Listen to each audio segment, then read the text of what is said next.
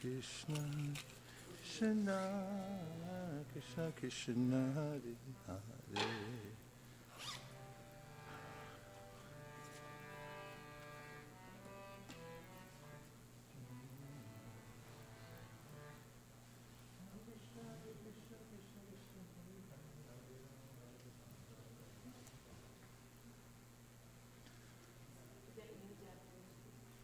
No, it's the same one.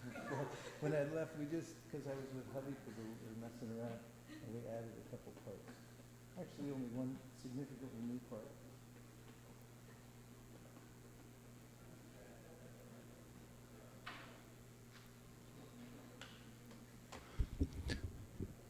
Hare Krishna. Welcome to ISKCON of Silicon Valley. And I welcome myself back too. I'm very happy to be back and great to see all of you. And thanks to those of you who have joined us online or who will in a few minutes. Hare Krishna. So, tonight we're going to discuss some of the principles of the Bhagavad Gita, especially the importance of dedication. And we'll also read some of the verses from the 18th chapter of the Bhagavad Gita, because Chad is now chanting the verses from 41 to the end of 18. And we'll also have some kirtan. Does that sound okay for everyone? All right. So we'll begin with the Mangala Charana in order to invoke auspiciousness. Om Jnana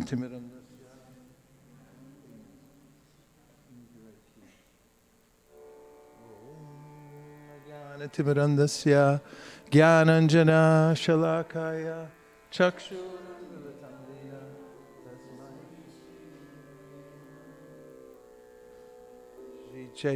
Shri Chaitanya Manobhishtam Stapitam Yena Bhutale Swayam Rupa Kadahmayam Tadati Swapadantikam Vandeham Shri Guru Sri Yuta Parakamalam Shri Gurun Vaishnavamscha Shri Rupam Sagrajatam Sahagana Raghunatham Vitam Tam Sajivam Sadvetam Sadvadutam Parijana Sahitam Krishna Chaitanya Devam Shri Radha Krishna Padan Sahagana Lalita Shri Vishakanvitamscha Hey Krishna Karuna Sindho Dinabandho Jagatpate Gopesha Gopika Kanta Radha Kanta Namostute Tapta Kanchana Gaurangi Radhe Vrindavaneshwari Vrishabhanu Sute Devi Pranamami Hari Priye Vancha Kalpatarubhyascha Kripa Sindhubhya Evacha Patitanam Bhavanebhyo Vaishnavebhyo Namo Namaha Jaya Shri Krishna Chaitanya Prabhu Nityananda Shri Advaita Gadadhara Shivasari Gaura Bhakta Vrinda Hare Krishna Krishna Krishna Hare Hare Hare Rama Rama Rama Hare Hare Gaur Premanande Hari Bo.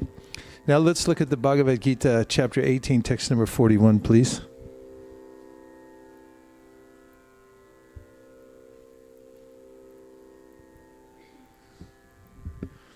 This chanting or reciting the Bhagavad Gita every day is a practice that many devotees do around the world. You'll find not just in our line, but anywhere in the world, people who have entered into the Bhagavad Gita feel a direct communion with Krishna through reading every day.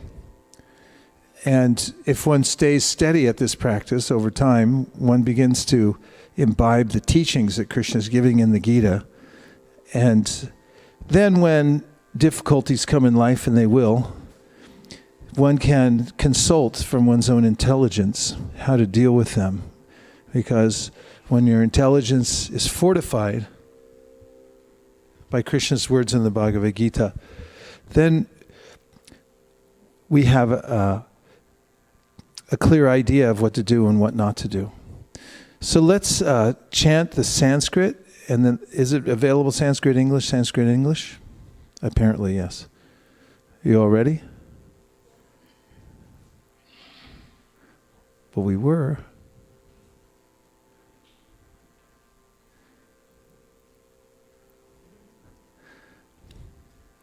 You should have that sign from Navadvip that says nothing to visit here.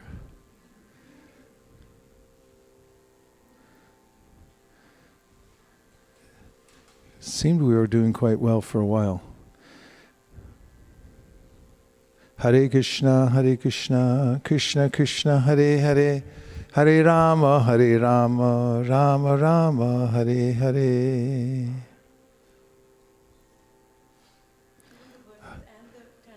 Yeah, I think we were doing fine to start with. Brahmana Kshatriya Visham Shudranam Chaparantapa Karmani Prabhibhaktani Sabhava Prabhaver Gunai. Keep going. Stop. Brahmanas, Kshatriyas, Vaishyas, and Shudras are distinguished by the qualities born of their own natures in accordance with the material modes, O chastiser of the enemy. 42.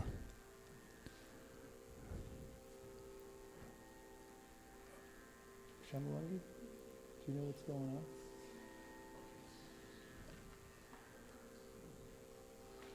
Hare Krishna. Thank you very much.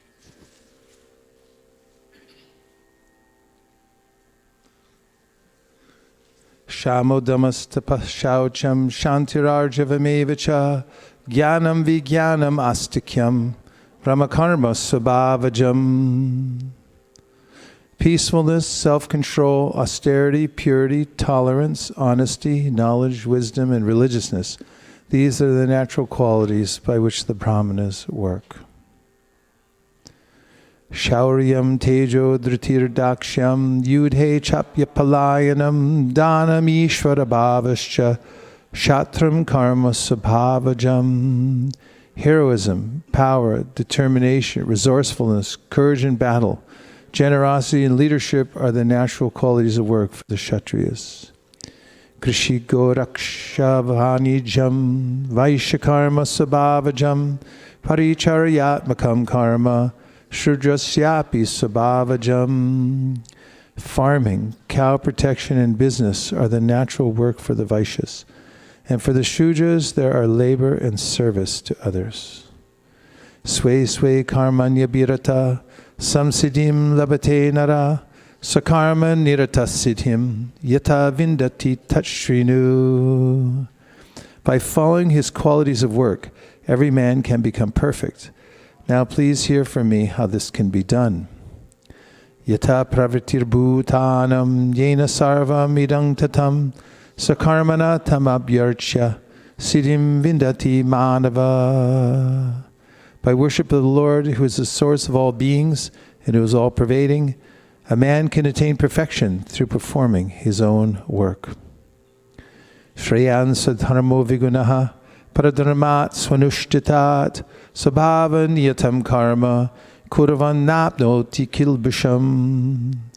It is better to engage in one's own occupation, even though one may perform it imperfectly, than to accept another's occupation and perform it perfectly. Duties prescribed according to one's nature are never affected by sinful reactions.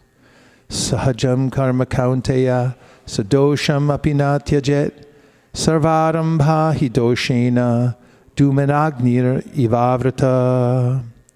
Every endeavor is covered by some fault, just as fire is covered by smoke. Therefore, one should not give up the work born of his nature, O son of Kunti, even if such work is full of fault. Asakta buddhi sarvatra jitahatma vigata spriha naishkarmya siddhim paramam sannyas enigachati. One who is self-controlled and unattached, and who disregards all material enjoyments, can obtain, by practice of renunciation, the highest perfect stage of freedom from reaction.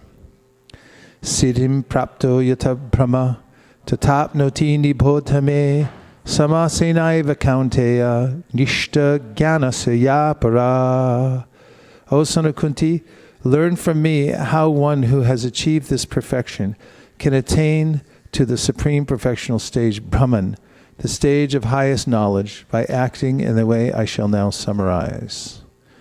Buddhya vishuddhaya yukto dhrityatmanam niyamya cha shabdadim vishayam styaktva ragadvesha vyudasya cha vaviktase vilagvashi yatavakaya manasaha jnana yoga paro nityam vairagyam samupashrita ahankaram balam darpam kamam krodham parigraham vimucha nirmamashanto brahma bhuyaya kalpate.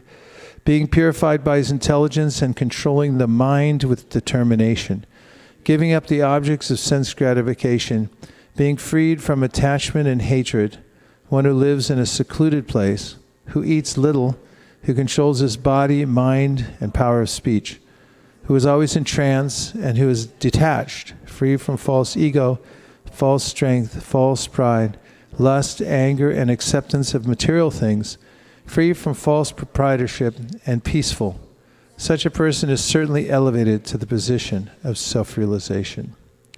Brahmabhuta prasannatma nashochati nakangshati samak sarveshu bhuteshu madbhaktim labate param. One who is thus transcendentally situated at once realizes the supreme Brahman and becomes fully joyful. He never laments or desires to have anything. He is equally disposed toward every living entity. In that state he attains pure devotional service unto me. Bhaktyamam abhijanati yavanyaschasmi tatvataha tatomam tatvato gyatva vishate tadanantaram.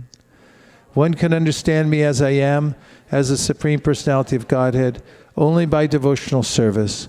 And when one is in full consciousness of me by such devotion, he can enter into the kingdom of God. Sarva karmanyapi sada kurvano madvyapashraya mat prasada davapnoti shashvatam paramavyayam. Though engaged in all kinds of activities, my pure devotee under my protection reaches the eternal and imperishable abode by my grace. Chitasa sarva karmani mai sanyasya matpadaha puriyogam upashritya matchita satatam pava. In all activities, just depend upon me and always work under my protection. In such devotional service, be fully conscious of me. Matchita sarva durgani matprasada tarishyasi atachetvam ahankaran nashoshasi vinangshasi. If you become conscious of me, you will pass over all the obstacles of conditional life by my grace. If, however, you do not work in such consciousness, but act through false ego, not hearing me, you will be lost. Yadahankara ashritya na yotsya iti manyase mityaisha vyavasayaste prakritistvam niyokshati. If you do not act according to my direction and do not fight, then you will be falsely directed. By your nature, you'll have to be engaged in warfare. Subhava jena kaunteya nibhada swena karmana kartam nichasyan mohat karishyasya vishopitat. Under illusion, you are now declining to act according to my direction, but compelled by the work born of your own nature, you will act all the same, O son of Kunti. Ishvara sarva bhutanam hrideshir arjuna tishtati brahmayan sarva bhutani yantrarudhani mayaya.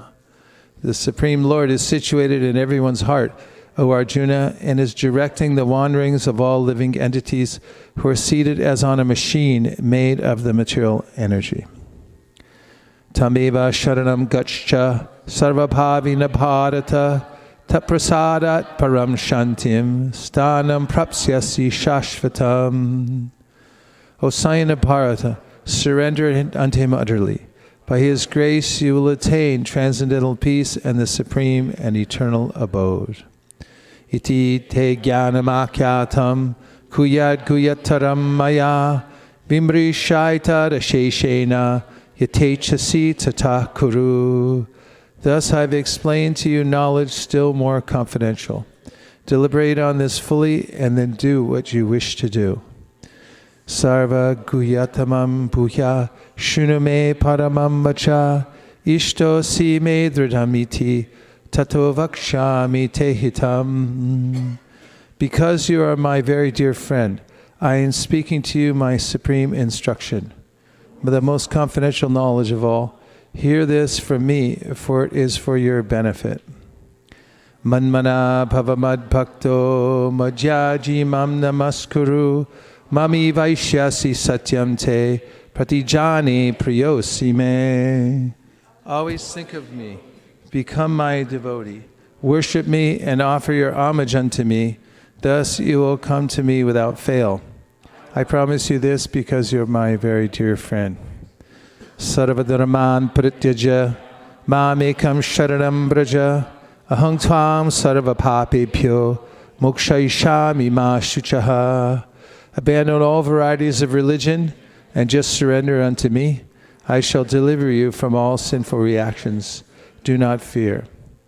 Idam te natapaskaya na bhaktaya kadachana na cha shushushave vacham na chamam yobsuyati. This confidential knowledge may never be explained to those who are not austere or devoted or engaged in devotional service, nor to one who is envious of me. Ya idam paramam kuhyam mad bhakteshwabhidasyati bhakti mai param kritva mami vaishyat yasamshayaha. For one who explains this supreme secret to the devotees, pure devotional service is guaranteed, and at the end he will come back to me. Nachatasman manusheshu kashin me priyakritamaha Pavita na chame tasmad anya priyataro bhuvi. There is no servant in this world more dear to me than he, nor will there ever be one more dear.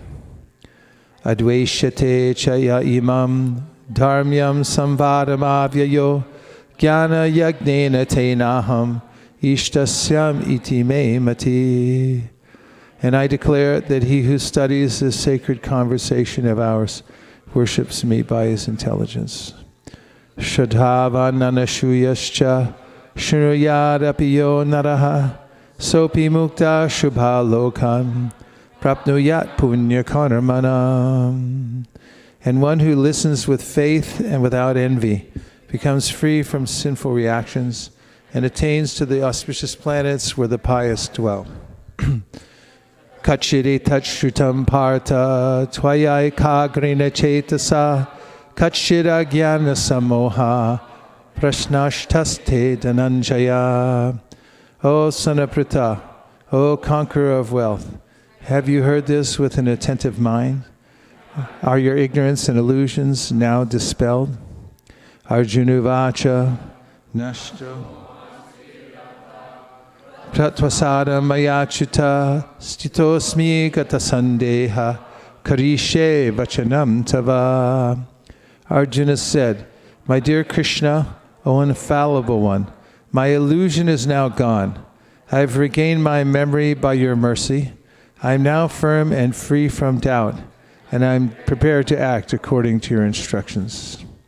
Sanjayuvacha ityaham vasudevasya Partasya cha mahatmanaha samvadam idam shosham adbhutam brahmaharshanam imamaushur. Sanjaya said, thus I have heard the conversation of two great souls, Krishna and Arjuna, and so wonderful is that message that my hair is standing on end. Vyasa prasadach chutravan etad kuhyam aham param yogam yogeshvarat krishnat Sakshat Katayata Swayam. By the mercy of Vyasa, I've heard these most confidential talks directly from the master of all mysticism, Krishna, who is speaking personally to Arjuna. Rajan samsmrita samsmritya sambadam idam adbhutam keshavarjunayo punyam rishyami cha muhurmuhu. O King, as I repeatedly recall this wondrous and holy dialogue between Krishna and Arjuna, I take pleasure being thrilled at every moment.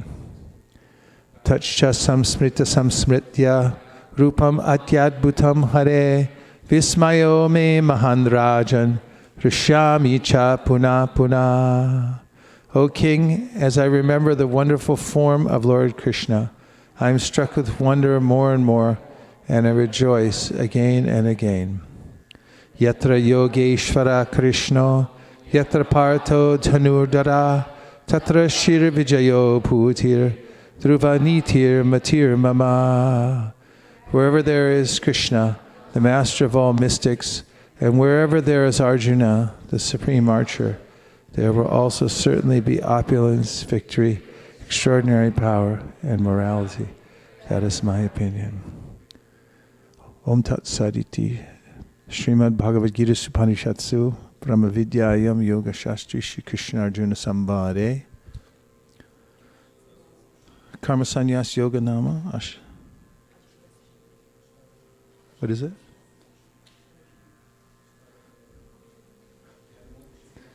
Okay, so please go back to text number 60.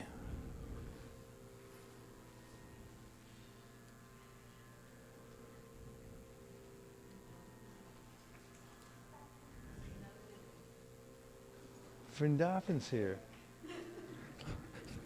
Is this your first time back to the temple? Yeah. Okay, well, welcome back, Vrindavan.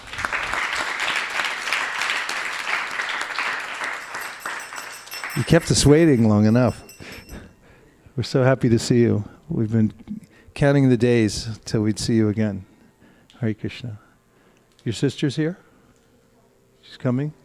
Okay, good. I hope that she recognizes us. When did you come? Sunday. But you look fresh as a daisy, no problem. You did? Okay. Just in time. So please look up the word dedication. There are three paths that are mentioned generally that one can follow. We have the impetus to move, we think, we have desires, and how we express those will determine what kind of environment we end up in. As Krishna says in the Bhagavad Gita, Purusha prakritisto hi bhunkte prakriti jan gunan karanam guna sangosya sarasad yoni janmasu. That's in the 13th chapter, 22nd verse. And Krishna says that according to our Sangha, we'll develop modes of nature and thus will be accommodated by the material nature in various bodies and environments. And of course, everyone acts in what they believe to be their own self-interest because we are Atmas, or we have a self, we are a self. And according to the intelligence we've developed, we work in certain ways in order to try to find the best situation possible. However, left to one's own devices, finding such a correct path is not so easy, because starting from being misguided, one has to have some intervention. That's something that Chaitanya Mahaprabhu speaks about in his teaching to Sanatana Goswami, when he says that the living entity doesn't automatically come out of ignorance. It's not swata. But he needs some kind of help from a higher source, from knowledge outside the closed system of the material world and of the mind. And that comes from the teachings, of course, of Bhagavad Gita, which we just read, and other Shastras, and through those who represent the Bhagavad Gita and the other Shastras, who have controlled their senses, practice the process of bhakti yoga and so forth. And they become living examples of the Shastra and how to live in the world without becoming affected by it. So the three paths of action are the path of enjoyment. And this is natural because our nature is to enjoy. Ananda mayo bhyasat.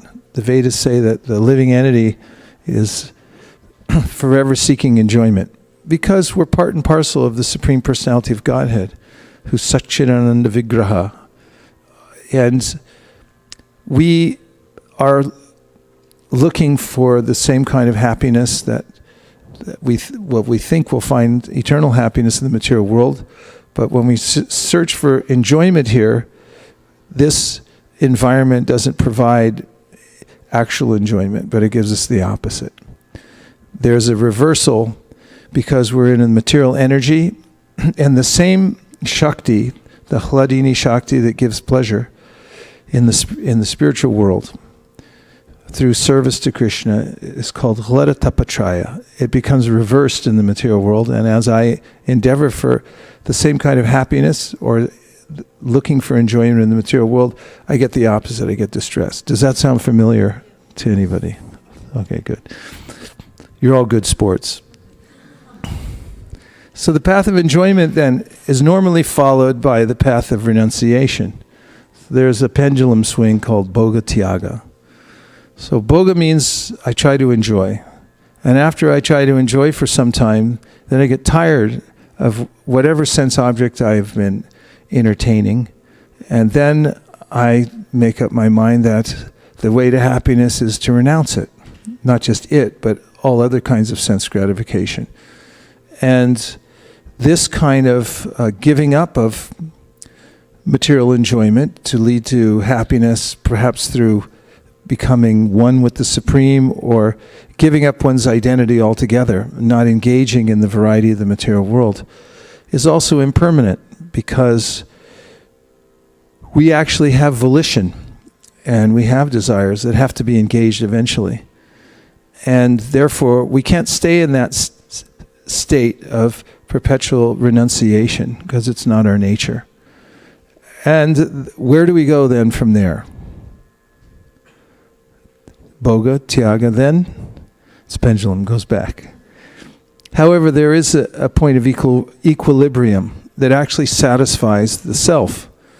And that's described in the Srimad Bhagavatam. Savai pumsam paro dharmo yato bhakti radhoksaje ahaitukya pratiyata yayatma suprasidati. Yayatma suprasidati means the atma, the self, becomes happy with what?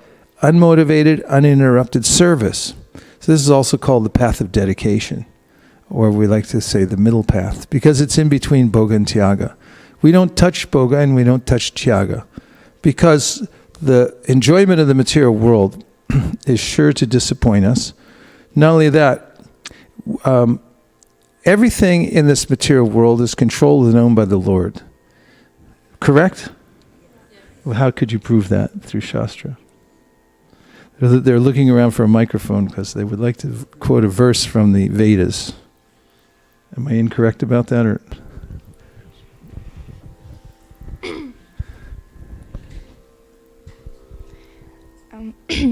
Ishavasyamidam sarvam yatkincha jagatyam jagat tena tyaktena punjita magrida kashisiddhanam.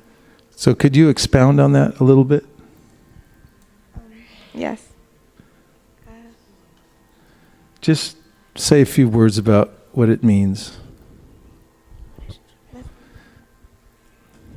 Oh yeah. So everything animate or inanimate belongs to the universe, and people should only accept what is their quota. Everything animate or inanimate within the universe is controlled and owned by the Supreme Lord. Isha. Who's Isha? Supreme Controller. It's not us. It's someone else. It's Krishna. And then? One should only accept the amount that is his quota and not take more. Which are set aside. So what's that in the Sanskrit? I don't know. Tena? Tyaktena. Tyaktena, yeah. Tena taktena, so it means that there's a bunjita, there's a certain quota set aside for us by the Supreme for our maintenance and for healthy enjoyment, balance in the material world. But we're meant naturally to use those facilities in order to serve Isha. And this is the path of dedication. This is satisfying. And when that kind of service mode or dedication to the Lord becomes purified and focused, then one enjoys a life of real nectar. While I'm in the material world, it's natural to be in a state of disarray because I'm constantly battling with the three modes of material nature. And one of the practices that Krishna mentions throughout the Bhagavad Gita is to remain sama, or equipoised, even as I'm embattled by the modes of material nature. He says, Yam hina vyatayante purusham purusharshabha samadhuka sukham tiram somritat vayakalpate. That is that one should practice being equal in happiness and distress and all the other dualities. And one who is able to do that can actually taste the spiritual nature. Don't go for the extremes, Bhoga and Tyaga, and the other various vicissitudes that come from the interaction with the material nature. And the way to do that, specifically mentioned in the Bhagavad Gita and the Bhagavatam, is to remain dedicated, because we have to hold on somewhere. We have to find some place to give ourselves. It's our nature. We find as human beings, we are always giving ourselves somewhere. We may give ourselves to our family, and we work very hard to think very fondly of everyone in the family, or people that don't have a family who may have a pet. What kind of pet? Here in our neighborhood, I know it's dogs, dog loca, but what? A snake? Yes, some people have a snake they're dedicated to. And also there are many causes that people become dedicated to, ideologies which they'll lay down their lives for. It's natural for us to go as human beings, as souls, in fact, for the path of dedication. And we want to dedicate in a certain place. But then the Bhagavatam says, analyze where you're dedicating your energy. Oh, by the way, what does it mean?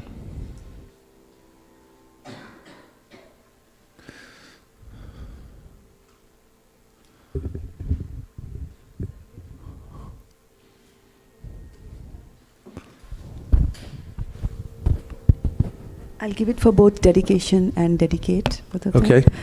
So dedication is noun, the quality of being dedicated or committed to a task or purpose. For example, the quality of being dedicated or committed to a task or purpose. Does that say committed? Committed to a task? Yes. Okay. Committed to a task. And then for example, his dedication to his duties. And the second is the action of dedicating a church or other building. Like that. And the origin is from Latin, which dedication, the word dedication.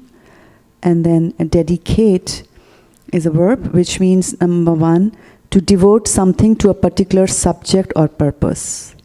The second is cite, for example, a book or other artistic work as being issued or performed in someone's honor.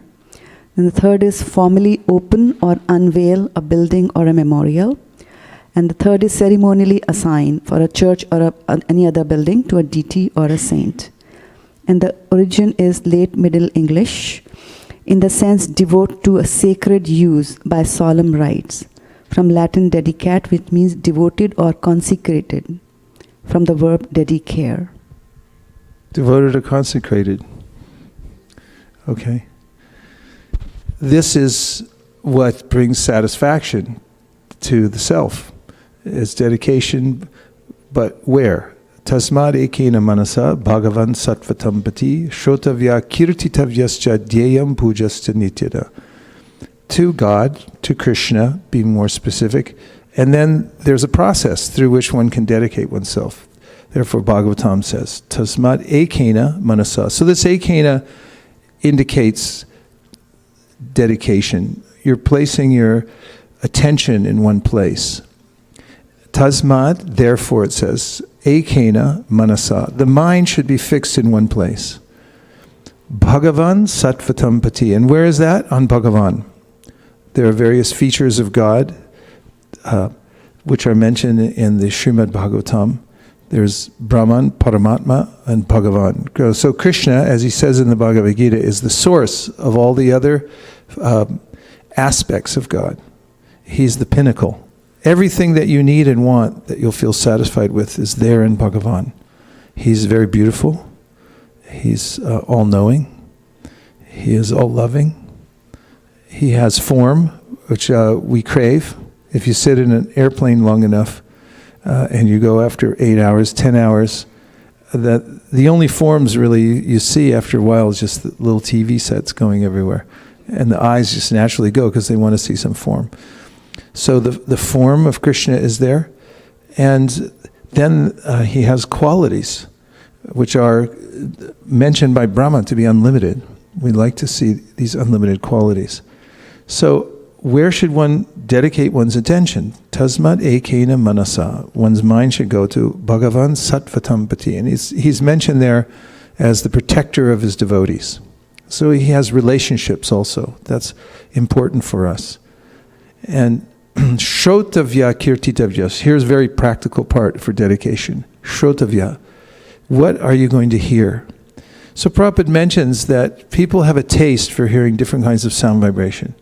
Very unfortunately for me, my neighbor, who moved in about 2 years ago, I always thought maybe he couldn't last very long, but he seems to be doing okay, likes to listen to the radio outside. And it disturbs the peace. Unfortunately, sound vibration doesn't stop at the fence. It just goes right through it. And I don't have a taste for the sounds that he makes, but he loves it. He's listening all the time and using his drill. Ring, ring. Those kinds of sounds that one is attached to is indicative of one's development of consciousness.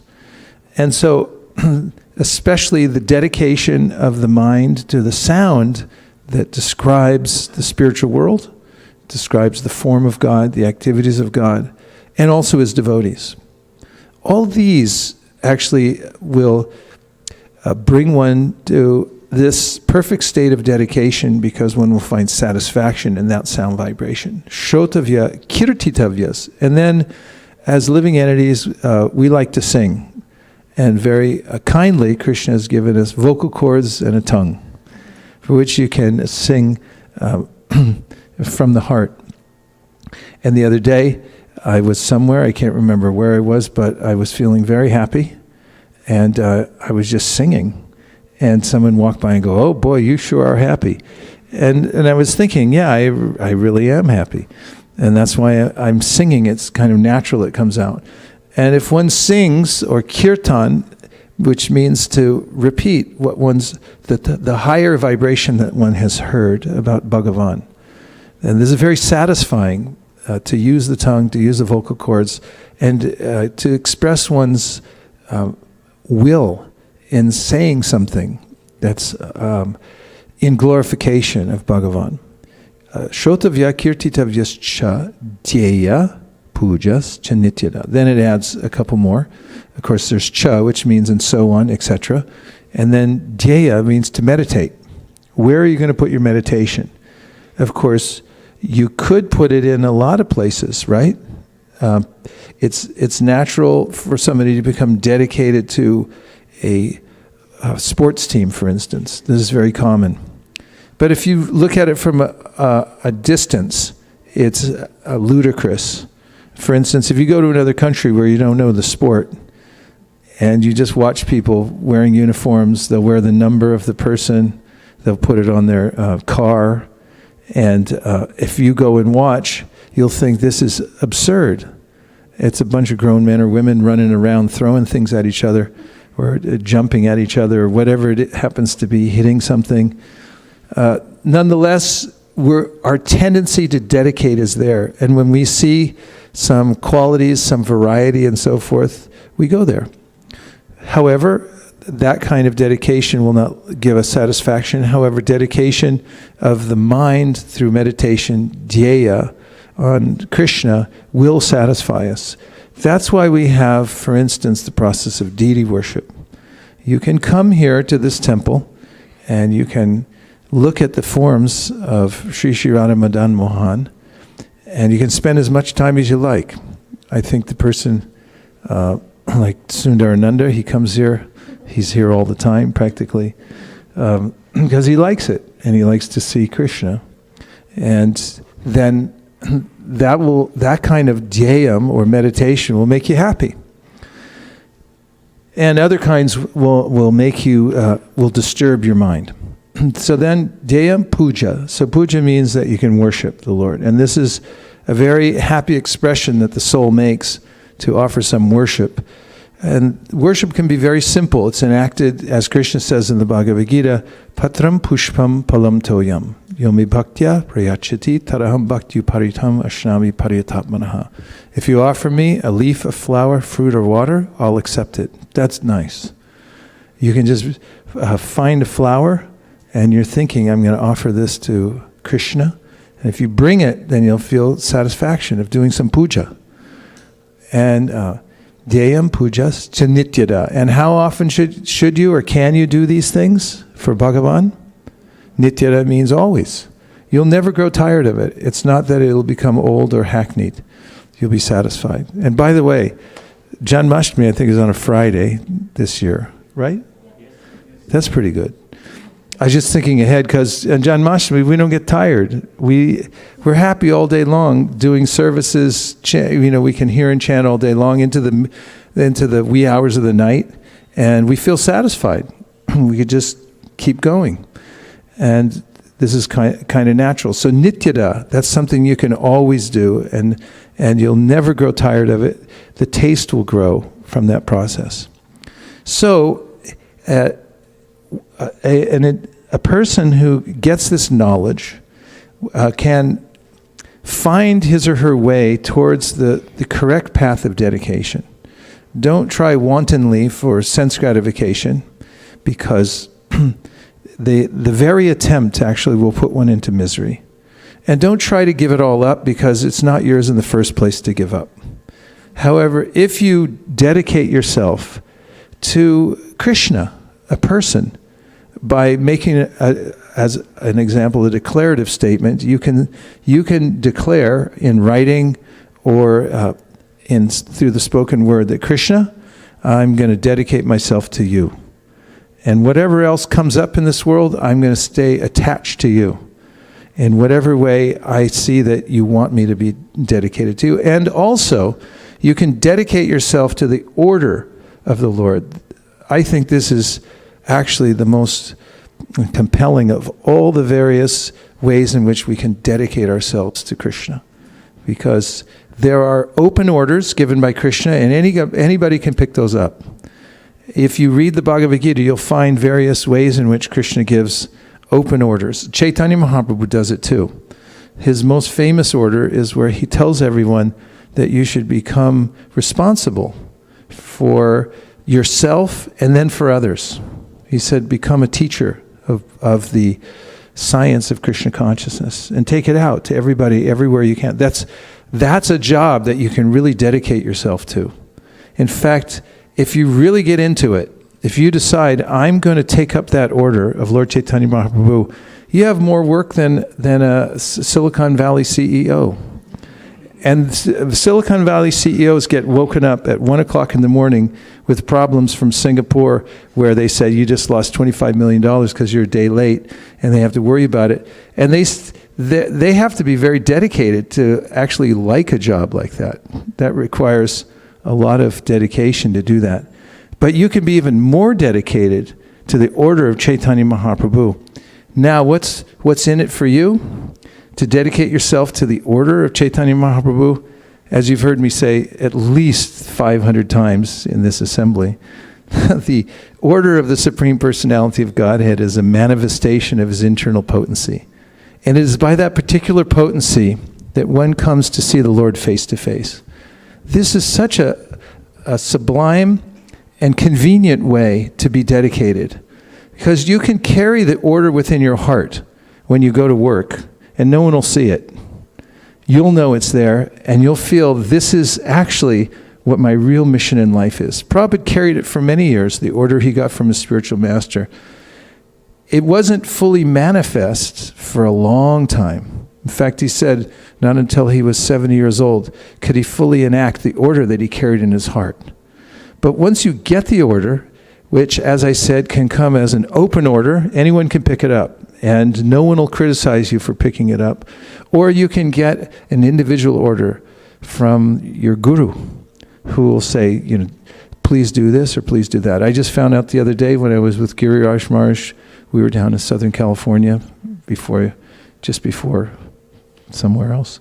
And he was telling me, I never knew this, but I hope it's okay to tell. But Prabhupada told him personally, he said, you should make it your topmost service is to write. Isn't that a nice order? He's written several books now. He's coming out with another book about the whole episode in Mumbai and how that temple started and what happened there and so forth. But Prabhupada gave him that order, and he's kept it in his heart, and he's enacted it as far as possible up till now, and he'll do more.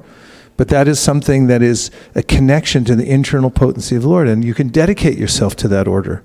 No matter where you are, you can keep that order in your heart and then do your best to execute it, and that will connect you directly to Krishna in the spiritual world through your dedication. So the path of dedication is it is edifying. It makes one grow. It also keeps one steady in this world to dedicate oneself.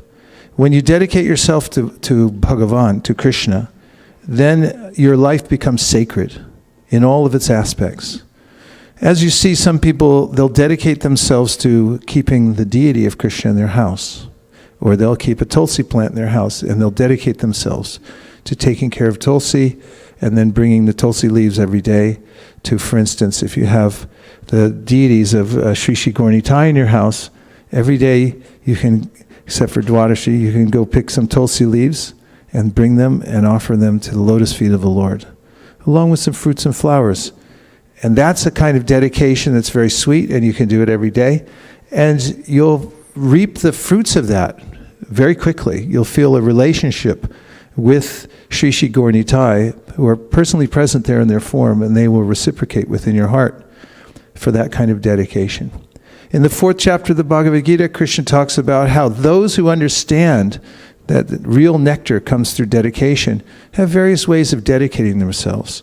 For instance, he says the brahmacharis, they dedicate themselves to hearing. What else do they have to do all day besides hear and chant and do service? And one can definitely be fully absorbed in that way. And in every station of life, no matter where we are, we can pick up a form of dedication to Krishna and then really concentrate it within our heart and mind and keep it as our pride and joy. In fact, Prabhupada writes in the Chaitanya Charitamrita Adi Lila, in the 1st chapter, that when in the absence of the guru, which may happen, either physically the guru may leave the world. Please, somebody go invite the guest in. She doesn't know which way to go.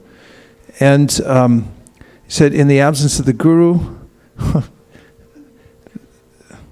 better be quick. One should remember the order and consider the order one's received from the guru as one's life and soul. And then Prabhupada says one will never feel separated from one's guru, who's a representative of Krishna, who offers an order that one can follow and dedicate one's life to. So this process of Krishna consciousness bodes well for living entities because it's specially meant for us. And the method and mood in which Srila Prabhupada has given us the process of bhakti yoga is finely tuned, especially for us. It works, and it is fully available in various aspects, various practices that one can dedicate oneself to. And if you're a beginner and you don't have a lot of taste for hearing transcendental sound, you can start with a little bit of dedication and it will grow. The small concentration of one's energy on an order that one gets from Krishna or the process of Krishna consciousness itself, hearing and chanting every day. For instance, Bhagavad Gita is a good place to start because no one will quibble with the idea that the Bhagavad Gita is a great book. Even secular humanists will say this is an amazing book. And every spiritualist in the world says this is an amazing book because Krishna spoke it. And it's been well preserved. So you can keep it. Keep the Bhagavad Gita near you and dedicate yourself to it. You can bow down to it, in fact. And you can sit and read the Bhagavad Gita with some sense of reverence and dedication. And the Bhagavad Gita will reciprocate with you. And your life will then come more and more into the flow of dedication to Krishna, which is compelling because there's a taste in it that is irresistible.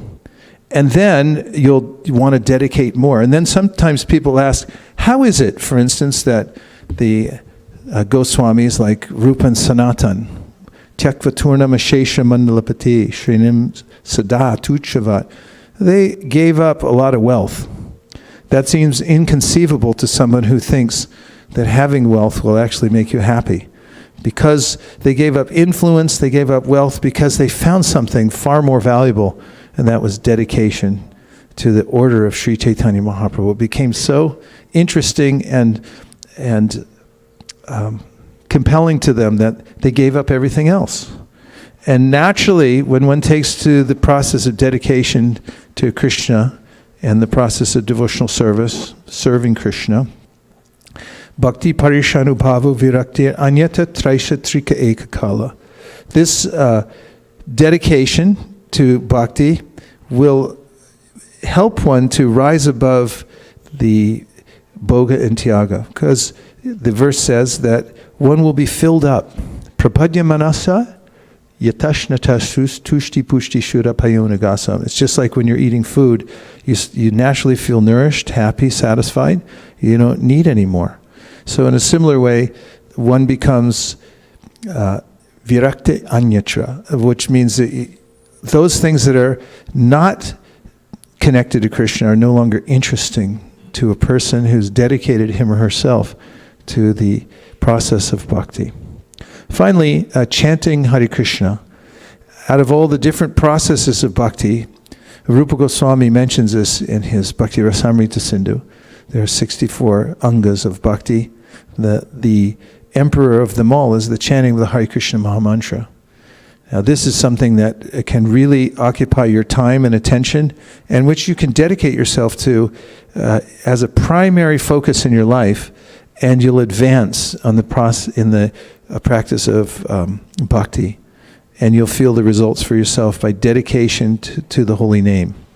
So keep a set of beads, that helps, and that becomes something you can hold on to every day, because we need something to hold on to in this world. So hold on to your beads. And then Prabhupada describes the chanting process. He says you hold the beads in your hand, and then he said you capture one bead, and then you can chant one mantra on it. I've been thinking about that since I heard it. I capture one bead. It's like, gotcha. And then Hare Krishna, Krishna Krishna, Hare Hare, Hare Rama, Rama Rama, Hare Hare. And within the time I'm chanting the mantra, there's every possibility that I could dedicate my mind, and I'm already dedicating my voice, but if I give my attention to it, there's a sense of dedication to the holy name and satisfaction. So now let me capture another bead and keep moving. And this is the process that's especially recommended for us in the Kali Yuga. Dedicate yourself to the chanting of the Hare Krishna Mahamantra. And you'll find that there's no difference between the holy name and Krishna himself. And now we'll take a few reflections. Anything that you heard so far that's stuck in your mind. Bali Mardan Prabhu.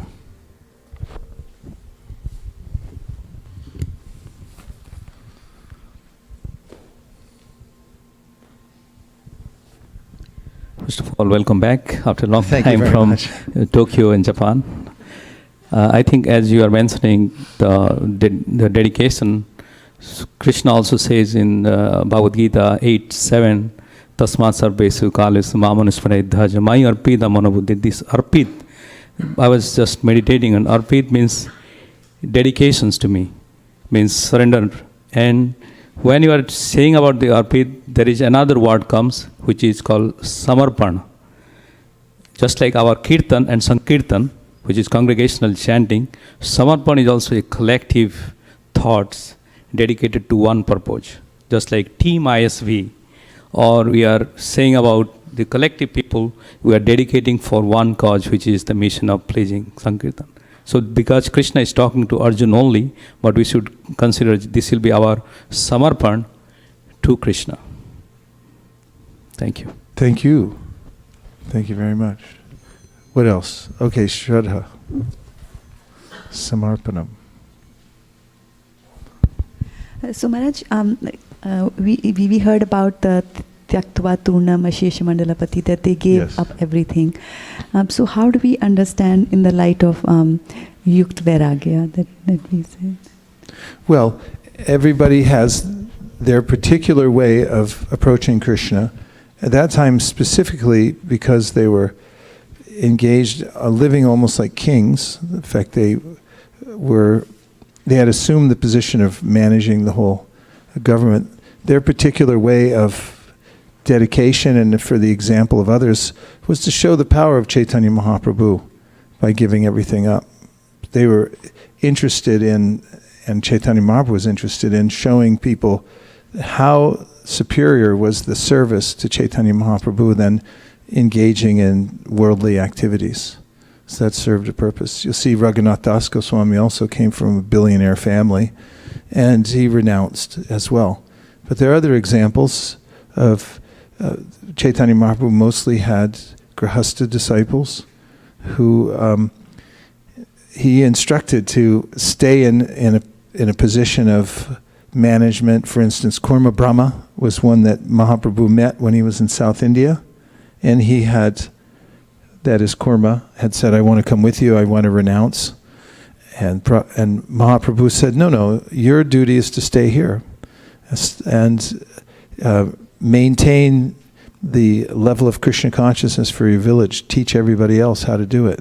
And Prabhupada comments in there that if one is engaging everything in spreading Krishna consciousness locally, no need to renounce it and walk away. So Mahaprabhu renounced for a particular purpose, that was to show or attract other people to come to him at that particular time. So it has its utility at certain times. That can be yukta vairagya, renouncing everything also.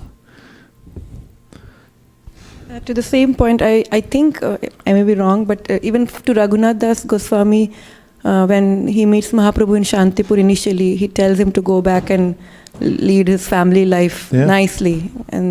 But don't be a crazy fellow. Yeah. Because he was running away regularly, and Mahaprabhu told him to go back. When the time is right, then he allowed him to come. Yeah, that's a nice point. Yes? The point of dedication, we have a new member in our ISV congregation, Yasu. She is my colleague. She is sitting behind, and she was sharing. Oh, is that her? Yeah. What is your name? Yasho. Yasu. Yaso. Yasu.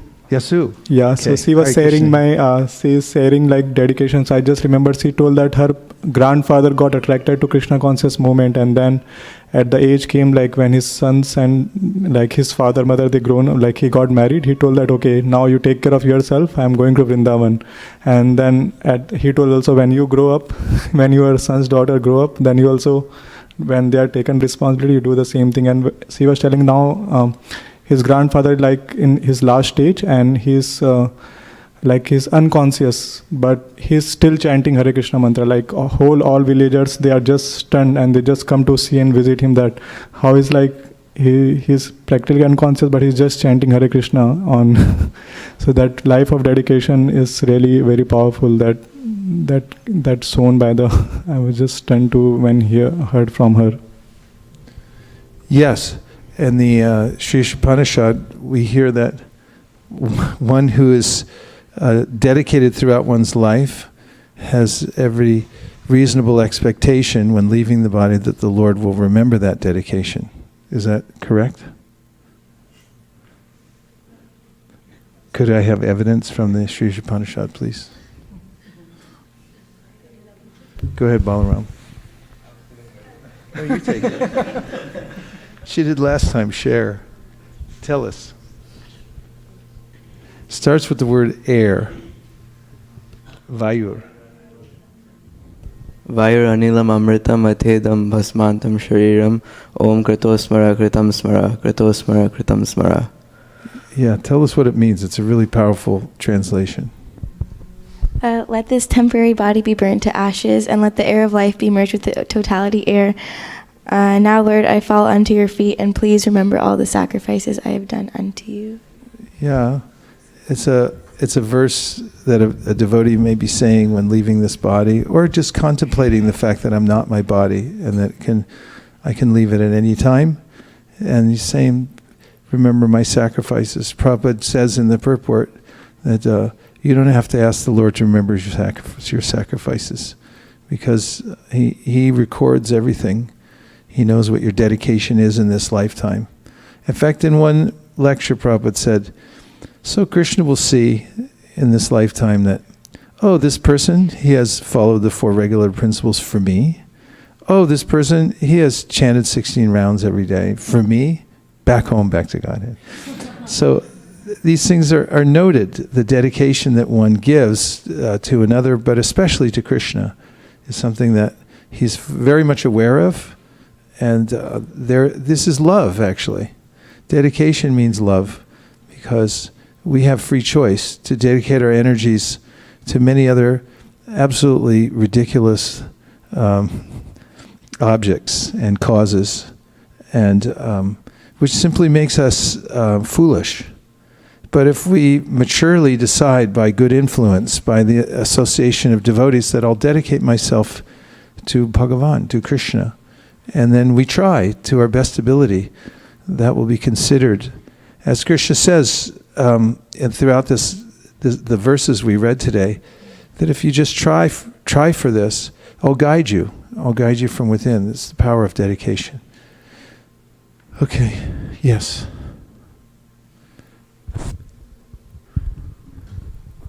Prabhu, Hare Krishna. I really like the point of dedication, and as you mentioned, speak of dedication to the Krishna's message.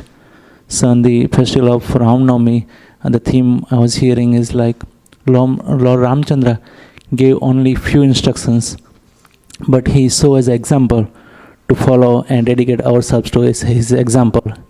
But when you speak of Lord Krishna, where you can't really follow, like dancing on Kalia or lifting the Govardhan hill, but you can follow the instruction of Krishna, which is given to through the Bhagavad Gita to Arjuna. Thank you. Let it, yeah. That's a good point.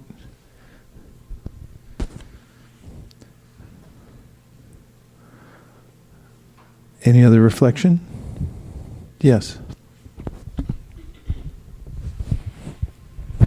Hare Krishna, Guru Maharaj. Guru Maharaj, it's so nice to see you.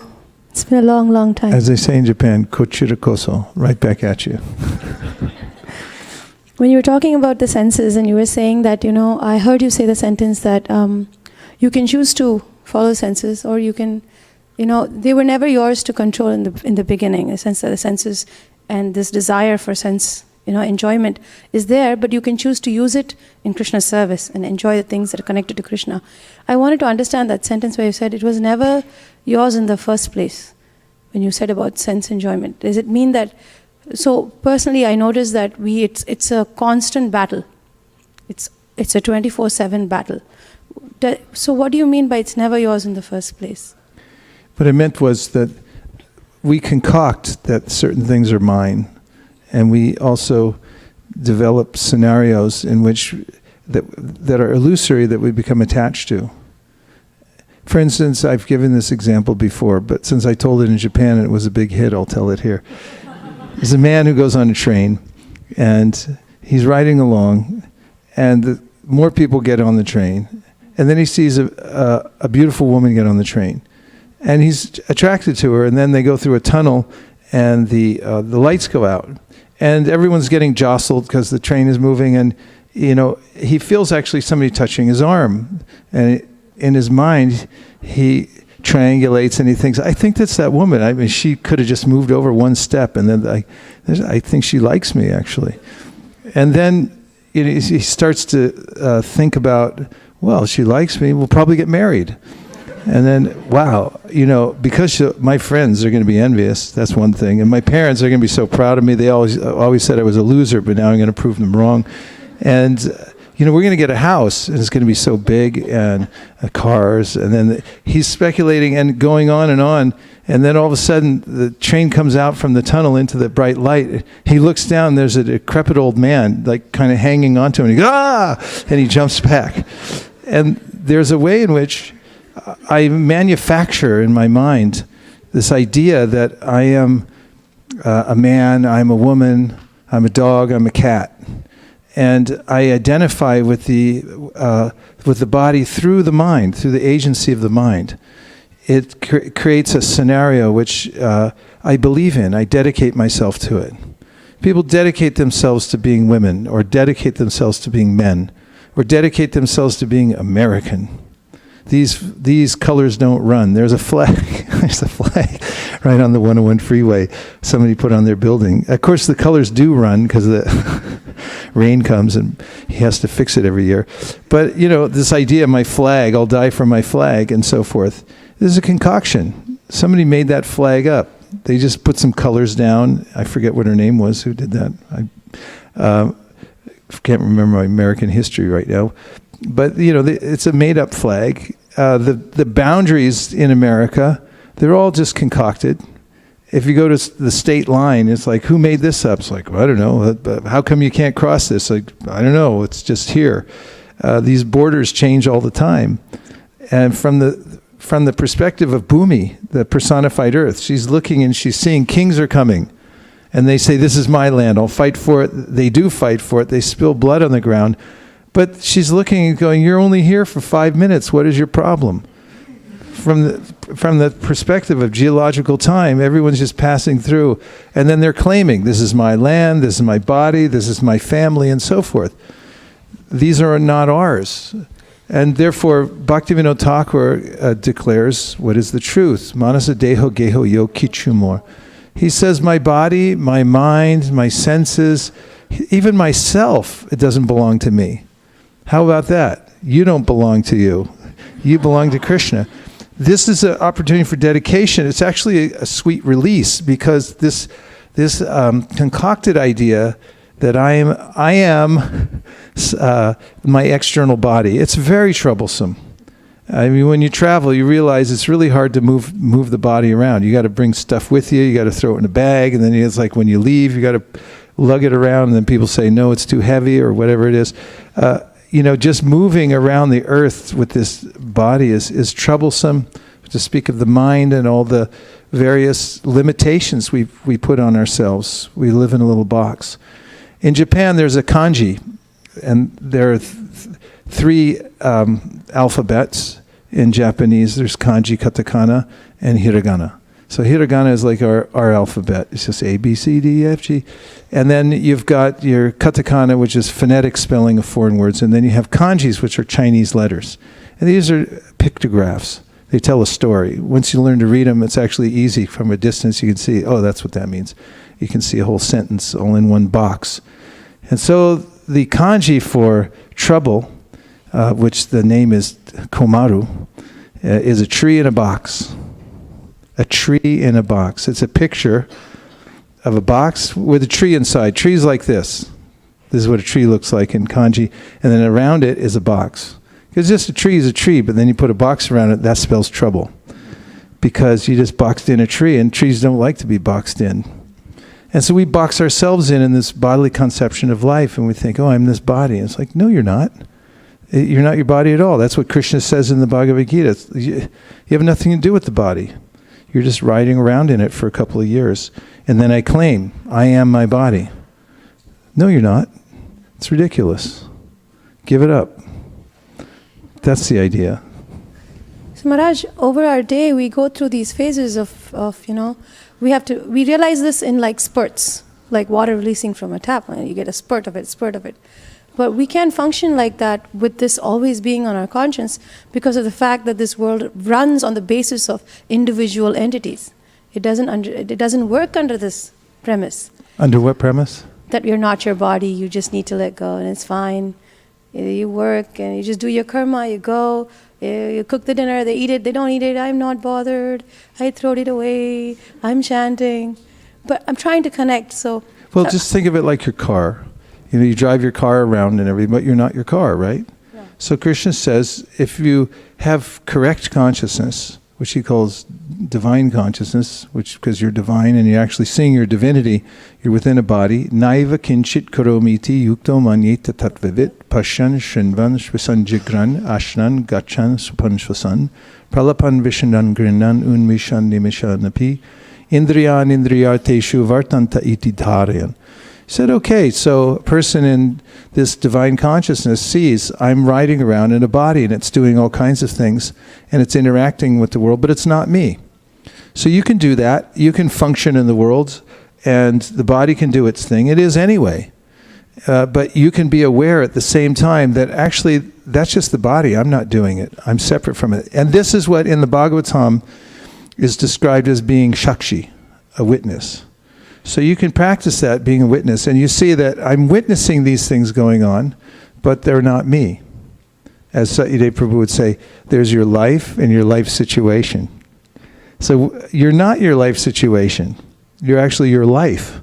And you always exist in the present moment, and you're part and parcel of Krishna. But when you project yourself into your life situation, you think, okay, this is what's going on, and you identify with it externally, then you become overwhelmed with this idea that I'm part of the material world, which you're not.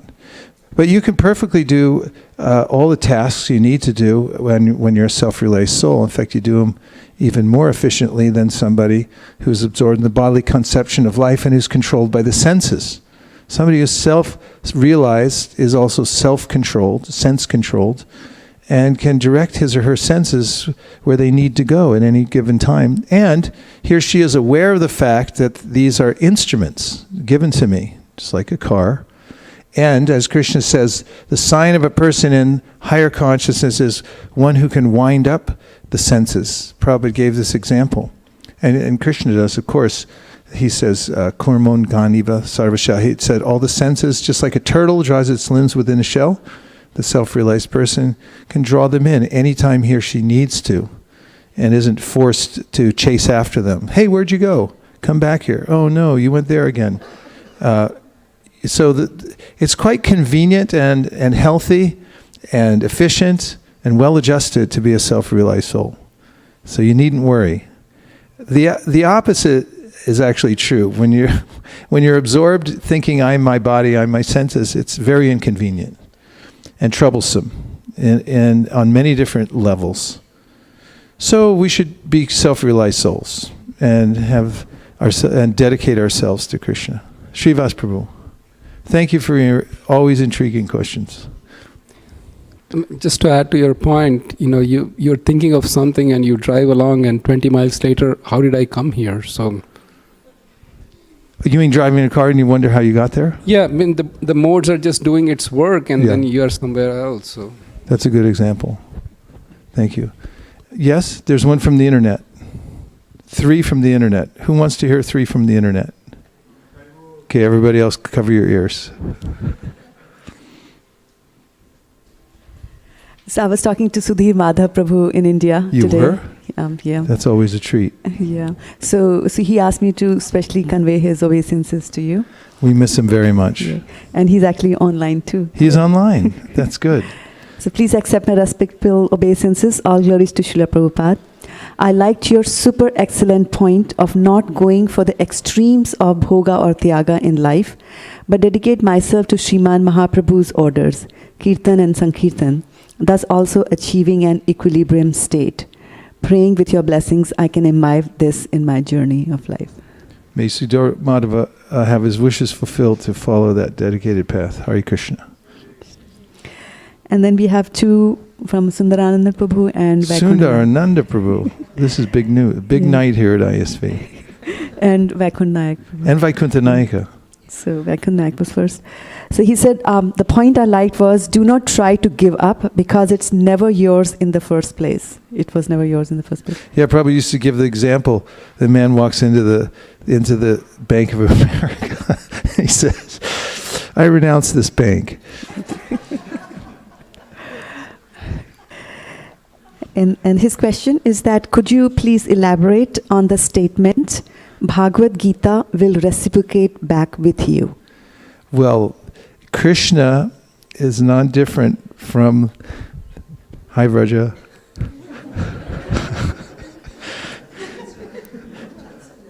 Hare Krishna. We'll do a quiet welcome back.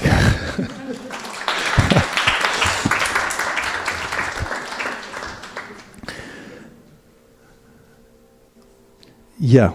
What was I saying? Yeah, Bhagavad Gita. Yeah. So Krishna, what do I mean that Krishna will reciprocate through the Bhagavad Gita? Well, he's absolute. He's an absolute personality. So he can reciprocate through any medium that he decides to, but especially those that are that assume his form, his qualities, and so forth. For instance, Krishna can reciprocate through a painted picture. He's as much present there as he is in Vaikuntha. And the sound vibration that comes from Bhagavad Gita, see, it's an interesting conundrum for a materialist, or Prabhupada says a puzzle. It's a puzzle. They remain puzzled. Because it's where the temporal meets the divine. And you say, that's paper on ink. But actually, it's a meeting place. It's a tirtha. Tirtha means a bridge. It's a bridge to the spiritual world, because everything there is expressive of the Supreme Personality of Godhead. Therefore, it's non-different from Him. And the words especially, words are powerful because they create even in this material world, and language exists even before the creation, because there's language in the spiritual world. And when Krishna speaks, he manifests. And when Brahma, who's the first created being in the material world, speaks, he manifests through his speech, through his mantras. He throws mantras here and there. And then, just like if you learn Python, which I know nothing about, but I'm sure it has something to do with computer engineering or coding or something, you can manifest things through that language. And so the language in the Bhagavad Gita is the language of Krishna. It comes from the spiritual world. It's non-different from Krishna. Then when you read the mantras, you hear the mantras, they act as the bridge, or they are actually Krishna himself, and you'll feel him speaking directly to you. So, for instance, when you read a hum, and as Radhika Ramaprabhu gave that beautiful, eloquent explanation of why only Krishna can use the word aham, I, because he actually is the only I. Everyone else is relative to that. He's the only aham. So when you read aham in Bhagavad Gita, Krishna's personally there.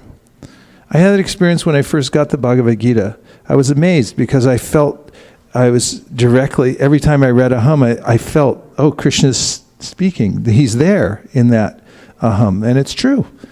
And anyone can have that experience. That's why the Bhagavad Gita is beloved of millions of people all over the world, because they feel a divine communion with Krishna through the Bhagavad Gita when they read it. Especially when it's not distorted, when the actual message comes through properly. That's a whole other topic.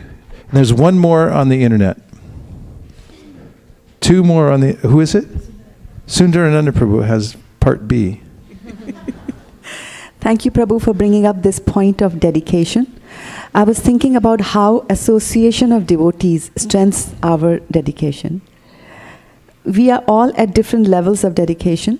How can we quickly come to 100% dedication to Krishna?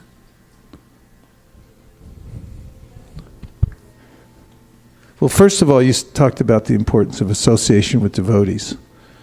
And this is something that is ubiquitous. You'll find it in the teachings of the Bhagavatam and the teachings of the Goswamis. In fact, I was just reading this morning the Bhakti Samrita Sindhu when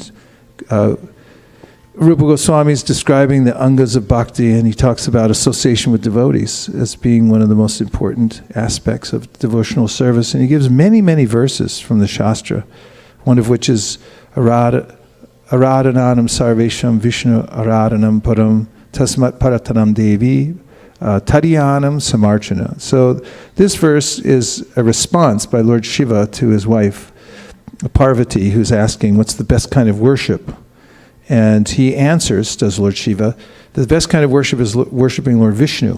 He said, but better than that is worship Tadiya, those things that are dear to in relationship with the Lord, but especially it means the devotees.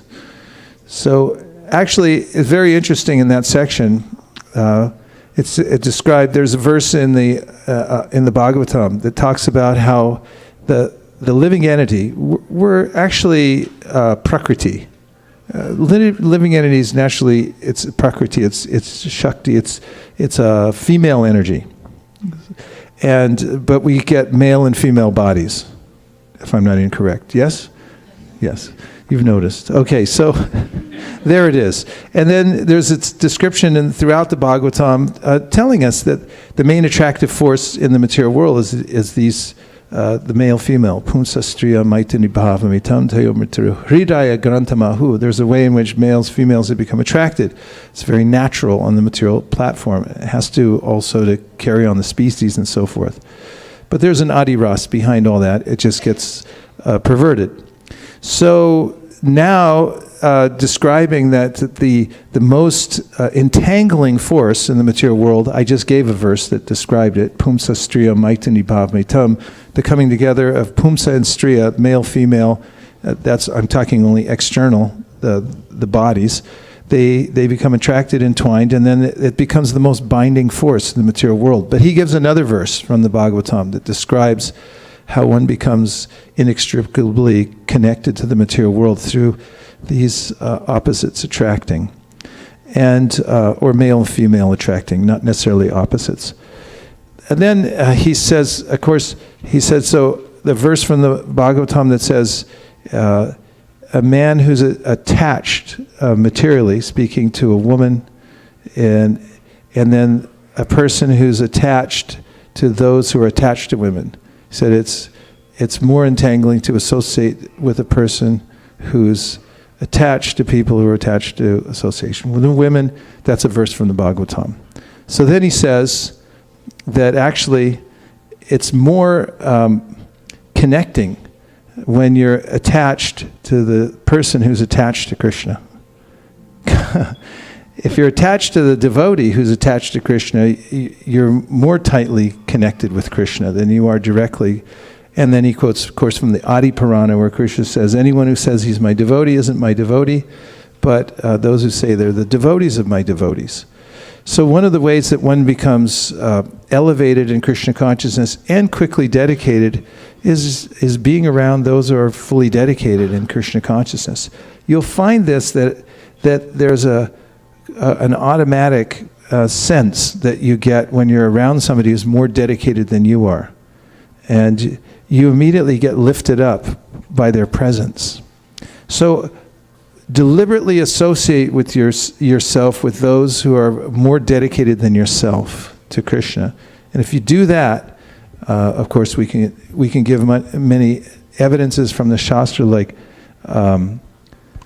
Mahatsevam dwara mahurva muktes tamo dwaram yoshitam sangi sangam. This verse says that if you associate with great souls, then the door to liberation opens. And then, of course, there's Prahlad Maharaj, Rahu Ganai Tat Tapasa Nayati Nachejaya Nirvapanad Grihadva, etc. Tuliyama Lavina Pi Naswargam Na Punarvam Bhagavat Sangi Sangasya Martyanam Kim Utashisha. All these verses indicate that by association with great souls, what to speak of Sadhu Sangha, Sarva Shastri Koi, Lava Matra Sarva, Sadhu Sangha Sarva Siddhi Hoy. One gets this uncanny sense of dedication by being around them, by their Sangha. Hare Krishna Maharaj. Maharaj, my question is related to 18th chapter, the 47 verse. It actually, in the last line, it says the duties prescribed according to one's natures are never affected by sinful reactions. Can you elaborate a little bit? Because I always... Sure. Here's a translation. It's better to engage in one's own occupation, even though one may perform it imperfectly, than to accept another's occupation and perform it perfectly. Duties prescribed according to one's nature are never affected by sinful reactions. Purport. One's occupational duty is prescribed in Bhagavad Gita. As already discussed in previous verses, the duties of a Brahmana, Kshatriya, Vaishya, and Shudra are prescribed according to their particular modes of nature. One should not imitate another's duty. A man who is by nature attracted to the kind of work done by Shudras should not artificially claim to be a Brahmana, although he may have been born into a Brahmana family. In this way, one should work according to his own nature. No work is abominable if performed in the service of the Supreme Lord. The occupational duty of a Brahmana is certainly in the mode of goodness, but if a person is not by nature in the mode of goodness, he should not imitate the occupational duty of a Brahmana. For a Kshatriya or administrator, there are so many abominable things. A Kshatriya has to be violent to kill his enemies, and sometimes a Kshatriya has to tell lies for the sake of diplomacy. Such violence and duplicity accompany political affairs, but a Kshatriya is not supposed to give up his occupational duty and try to perform the duties of a Brahmana. One should act to satisfy the Supreme Lord. For example, Arjuna was a Kshatriya. He was hesitating to fight the other party. But if such fighting is performed for the sake of Krishna, the Supreme Personality of Godhead, there need be no fear of degradation. In the business field also, sometimes a merchant has to tell so many lies to make a profit. If he does not do so, there can be no profit. Sometimes a merchant says, "Oh, my dear customer, for you I am making no profit." But one should know that without profit, the merchant cannot exist. Therefore, it should be taken as a simple lie if a merchant says that he is not making a profit. But the merchant should not think that because he is engaged in an occupation in which the telling of lies is compulsory, he should give up his profession and pursue the profession of a Brahmana. That is not recommended. Whether one is a Kshatriya, Vaishya, or Shudra, it doesn't matter if he serves by his work the Supreme Personality of Godhead. Even Brahmanas who perform different types of sacrifice sometimes must kill animals because sometimes animals are sacrificed in such ceremonies. Similarly, if a Kshatriya engaged in his own occupation kills an enemy, there is no sin incurred. In the 3rd chapter, these matters have been clearly and elaborately explained. Every man should work for the purpose of yajna, or for Vishnu, the Supreme Personality of Godhead.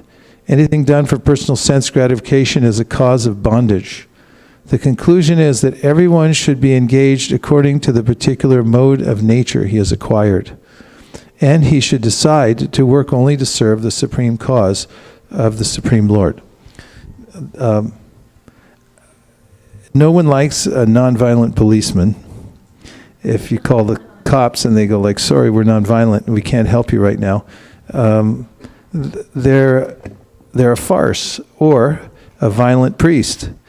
Who likes a violent priest or a nonviolent policeman, right?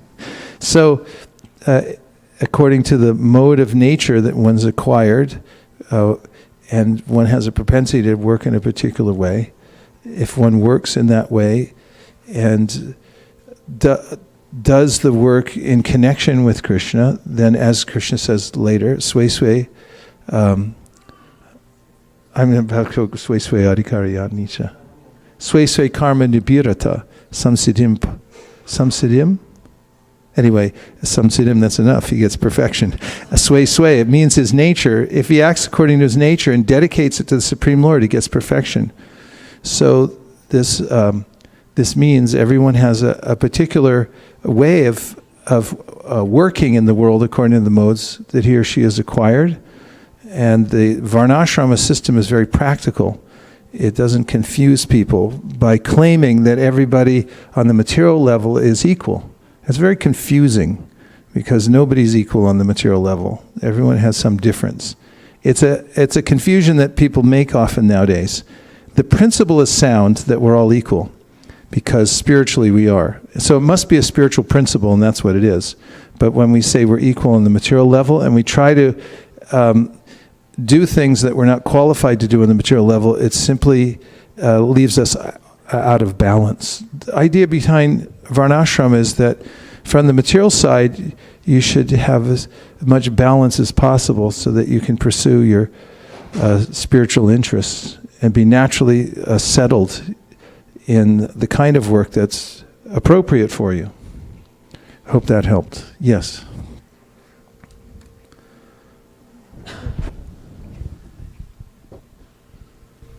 So Maharaj, when you were reading the Srimad Bhagavatam at the Dham during the Kartik month, yes. So there in the 7th canto, 11th chapter, there is a verse. The chapter is about the perfect society, which talks about the various varnashram dharmas, and Narad Muni is talking about how if you keep on putting a little amount of ghee into the fire will never be extinguished. But if you put a huge amount of ghee into the fire gets extinguished. So that's why the lower type of people are allowed to do things like kill animals and all that, so that by doing it a lot, they will get over the propensity of doing that. Yeah, it's not a verse we propagate a lot.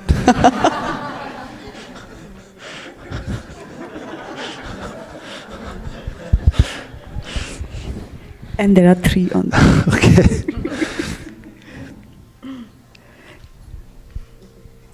This is Arindam Das from Washington, D.C. Oh, Arindama, how nice. So he has a question. In the process of dedicating our activities to Krishna, when difficulties arise, are those difficulties also the arrangement of Supreme Lord to test our sincerity and bring us closer to Him? Yes. Okay, what's the next one? No. I was saying that Dheer Madhavi Dasi is also asking us along the same lines. I'm going to club the 2 questions together so you can do this. Okay. So how a person can be equipped in difficult situations of life, and how not to react when someone is blaming you. Is there any limit for not to react? No, there's no limit. You can be non-reactive if you choose to. Yes, if you're dedicated, this verse from the Bhagavatam shows the perfect alignment of a dedicated person. It says, Tate anukampam susamikshamano bunjana evatma kritam vipakam ridvagvapurvir vidanam namaste jiveta yo mukti pade sadaya bhak. This is about the person who's fully dedicated to the idea that I'm the servant of the Supreme Personality of God. This is proper dedication. I'm a servant. You'll feel satisfied. It's a little tricky at first because my ego wants to be served. My idea is that I'm going to be the best, even in devotional service.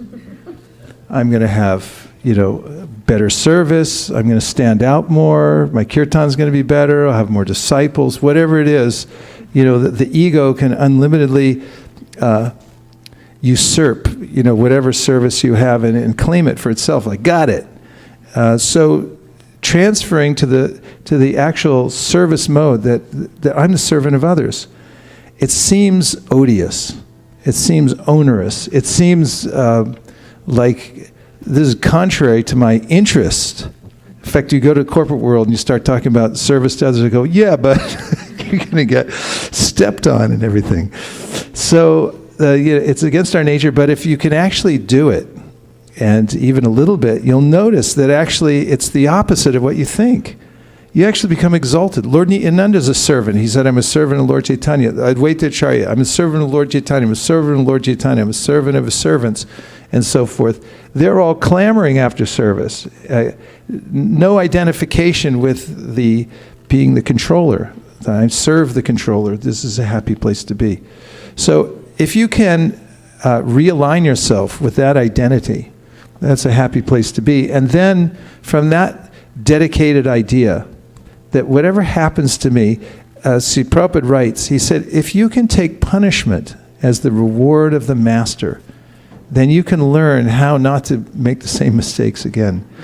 And so tate anukampam susamikshamano means the person who's aligned in the service mode is accepting whatever comes as the mercy of the Supreme Personality of Godhead. And this is the alignment of attitude. And it's not sectarian. It doesn't matter what religious background you come from. But if you align yourself with this idea, then you're eligible to go back to God, go back to the kingdom of God. Sadhya Bhak. You inherit the kingdom of God for being in that mode, that service mode where you accept whatever comes. So that's a practice. And I quoted earlier on, I think, Yam hina vyatayante te purusham purusharshaba samaduka sukham dhiram somritat vayakalpate. A person who can achieve this kind of equanimity, accepting the happiness, distress, whatever comes as equal. These are only reactions happening on the external platform. That person is eligible to actually taste happiness in life. So, yes, you can. You can dedicate yourself to such a degree that you accept whatever happens to you as the Lord's mercy. How about this? Bhaktivinoda Thakur says, whatever trouble comes to me as I'm executing my duties to the Supreme Personality of Godhead. Trouble. Anybody like trouble? Don't raise your hand. Okay. Whatever trouble comes to me as I'm performing my duties, I take that as my highest pleasure and happiness in life. Because I'm doing it for Krishna. That's the life of the person who's dedicated. It's actually not your problem anymore. Once you dedicate yourself to Krishna, you say, Krishna, I'm dedicated to you. This is my thing is serving you. Whatever you say, that's what I do. Whatever you ask me to do, that's what I do. And if it gets messed up, I did my best and something went sideways, okay, I did what I could. You're not responsible anymore when you're completely dedicated to the Supreme Personality of Godhead. You're not responsible for the result. You don't claim it anymore. I did that. No, it was my service to the Lord, and whatever happened, that result came because of the Lord's mercy. And what was the second one? Can you accept trouble? Yes, you can. And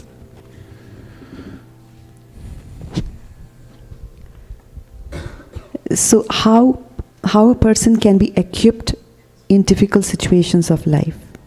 Equipped? And yeah. Well, you have to have good association. You also have to have a dedicated practice, so you have somewhere to take shelter. And troubles will come, that's for sure. So when they do come, you have to process them through Krishna consciousness. It's not that you'll be an unfeeling person, anything bad happens, you won't even notice it. You may notice it a lot. But you'll know how to process it, which is, first thing, chant Hare Krishna. If all else fails, chant Hare Krishna, and everything else will fail. So practice on that level, and learn to take shelter of Krishna when trouble comes. And that's where there's actual shelter. There's no shelter on the mental platform or making some adjustment, because something else will go wrong too. So you can practice and have good association and learn to process things. If you have good mentors, it helps also. People around you who are mature, who when bad things happen, when things go the way you didn't expect them to go, and you feel really disappointed, if heartbroken even, then take shelter of people who are mature devotees. They know how to administer compassion while giving you some philosophy that will sober you up a little bit at the same time. Both those things are very important. And now, please take a 2-minute break, turn to the person next to you, and share your realization from the day. Are you ready? Yes. What is your main realization? Share with your neighbor.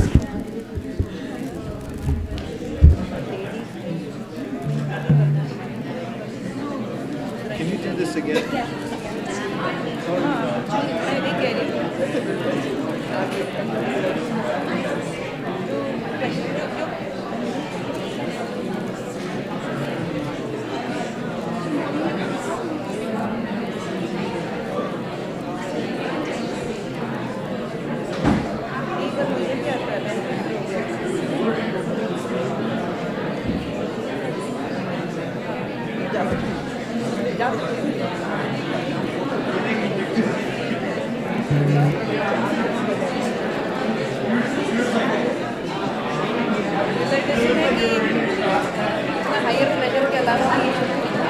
to attract her, including me, who is at a lower modes of enjoyment. Realization I'm just thinking, meditating, thinking on that fact. महाराज आए तो मैं एकदम ठीक हो गया था. फिर जब लंबा जाते हैं तो वही का वही कर बैठ जाती कोई बात नहीं आज भी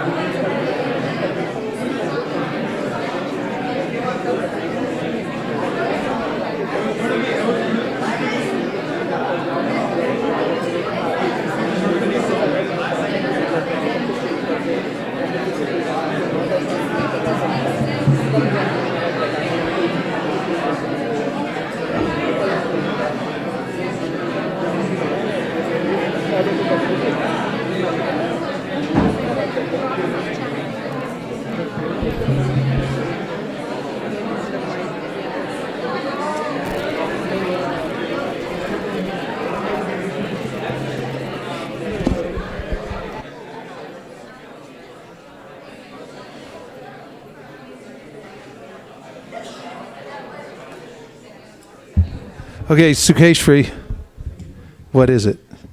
You had your hand up before we left. Thank you very much. I don't think so either. It's been sitting in the car while I was in Japan.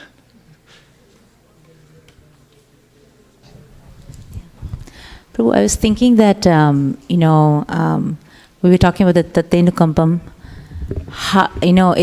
To me, I just feel that I'm way in the base, and then the Tatenukampam shloka is way up in the ceiling.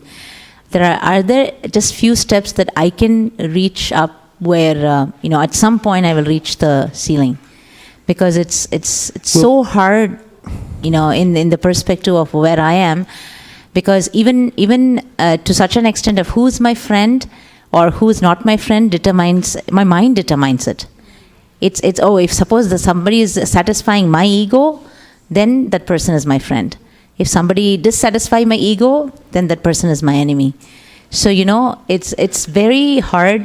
So just one thing, I don't mean to oversimplify this, but if you can give up your ego, that helps a lot.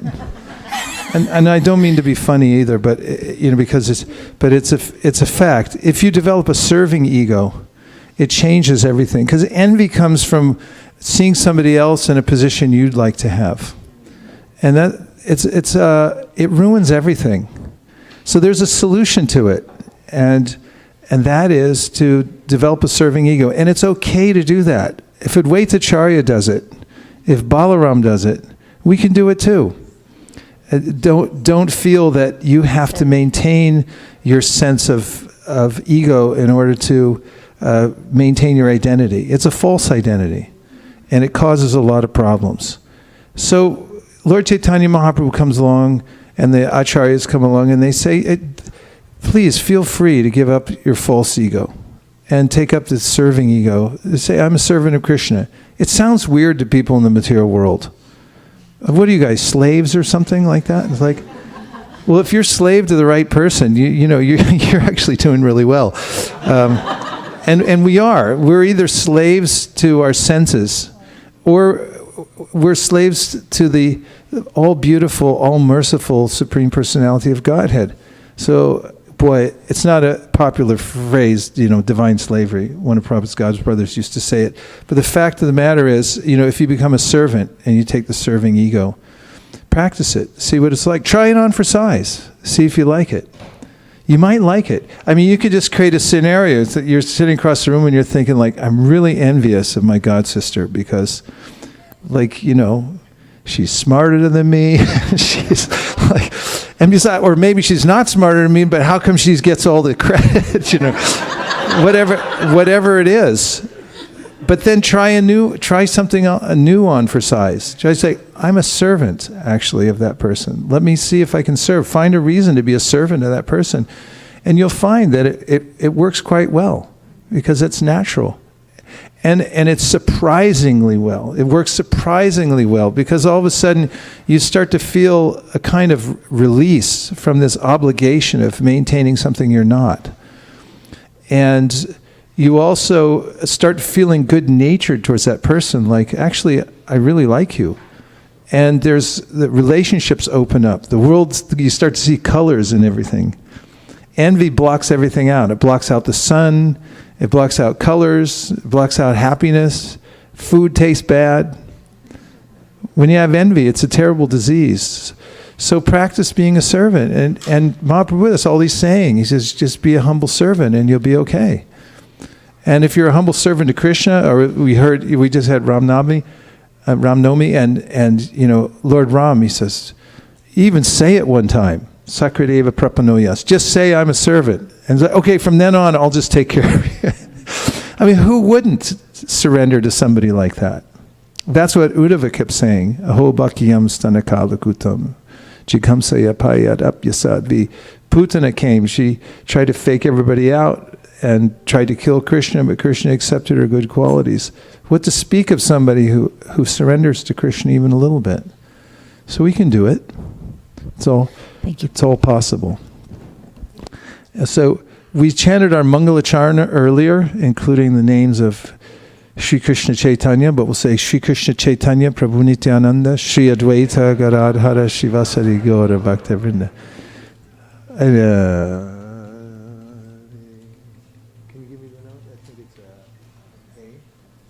Hare Krishna, Krishna Krishna, Hare Hare, Hare Rama, Rama Rama, Hare Hare.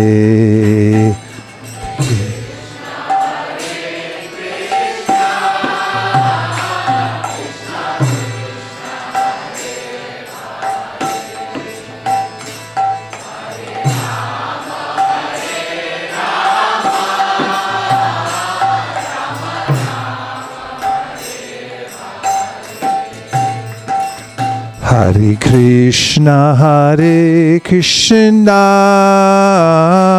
Krishna Krishna, Hare Hare, Hare Rama,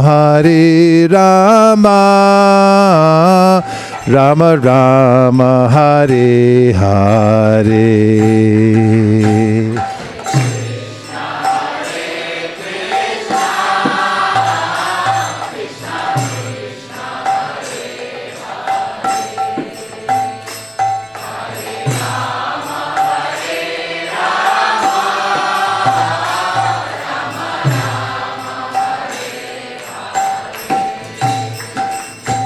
Hare Krishna, Krishna Krishna, Hare Hare, Hare Rama, Rama Rama, Hare Hare.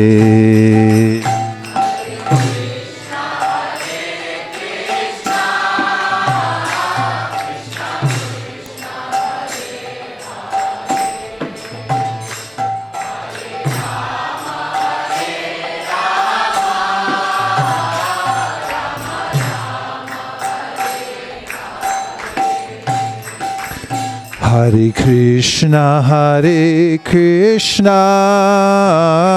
Krishna Krishna, Hare Hare, Hare Rama, Rama Rama, Hare Hare.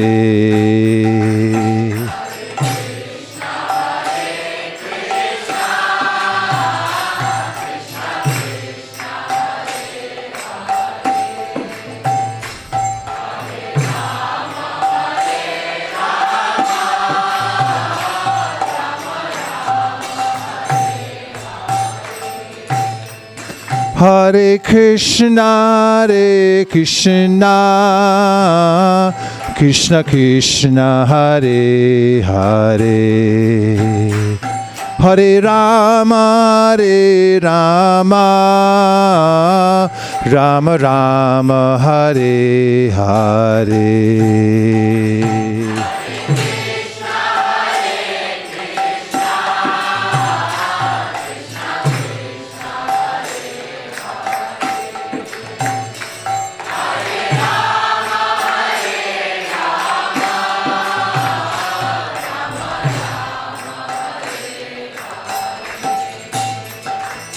Hare Krishna, Krishna Krishna, Hare Hare, Hare Rama, Rama Rama, Hare Hare.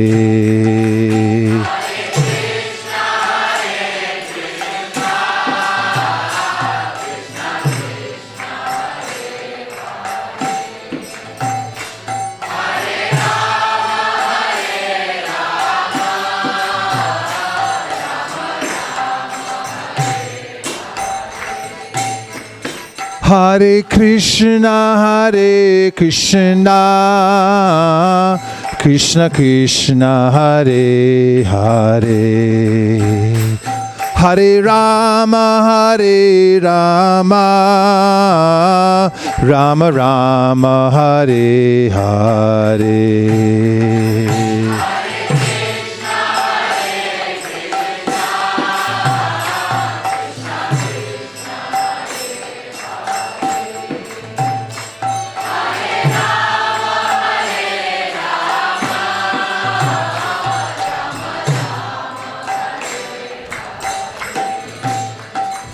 Hare Krishna, Krishna Krishna, Hare Hare, Hare Rama, Rama Rama, Hare Hare.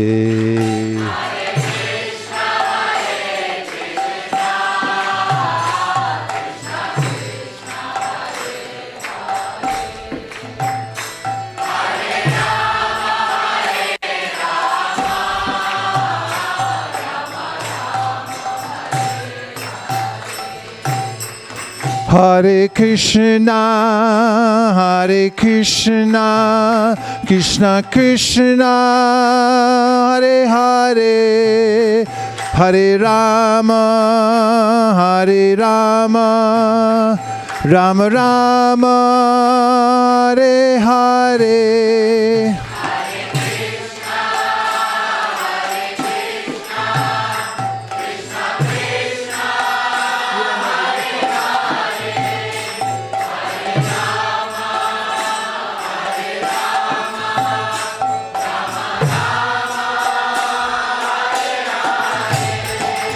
Hare Krishna,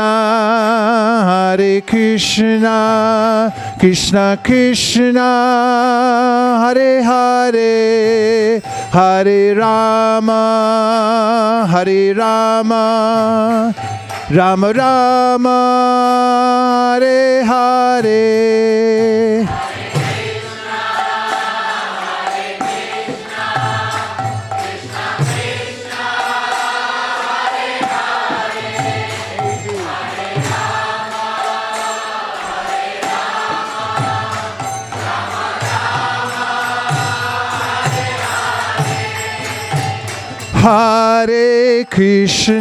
Hare Krishna, Krishna Krishna, Hare Hare, Hare Rama, Rama Rama, Hare Hare, Hare Krishna, Krishna, Hare Hare, Hare Rama,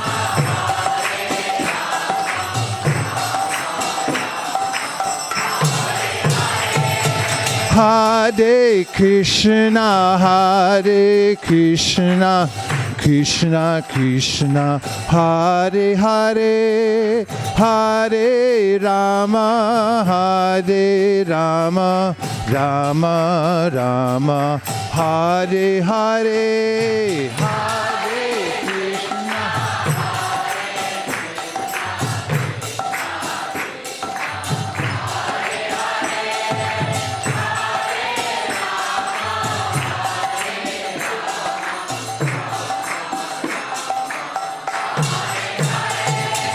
Krishna Hare Krishna, Krishna Krishna Hare Hare, Hare Rama Hare Rama, Rama Rama Hare Hare. Hare Krishna,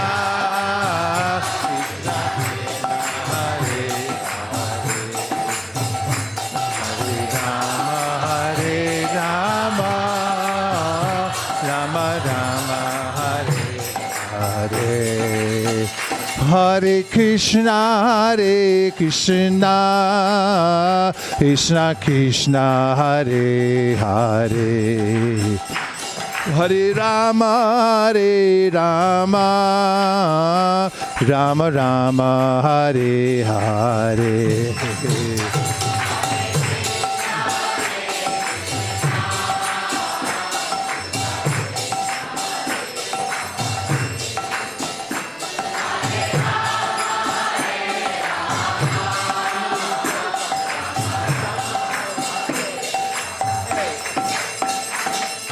Hare Krishna, Krishna Krishna, Hare Hare, Hare Ram, Ram Ram, Hare Hare.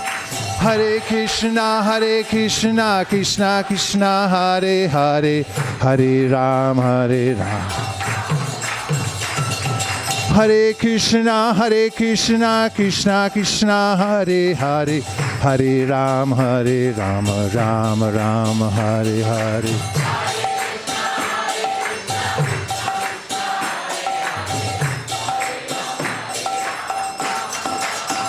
Hare Krishna, Krishna Krishna, Hare Hare, Hare Rama, Rama Rama, Hare Hare, Hare.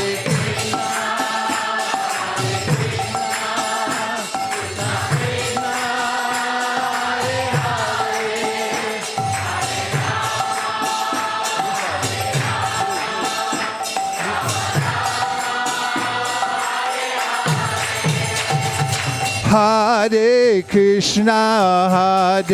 Krishna, Krishna Krishna, Hare Hare, Hare Rama, Rama Rama, Hare Hare, Hare Krishna, Krishna Krishna.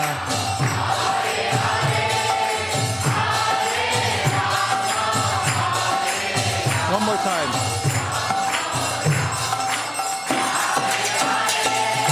Hare Krishna, Krishna Krishna, Hare Hare, Hare Rama, Rama Rama, Hare Hare, Hare Krishna, Krishna, Hare Hare,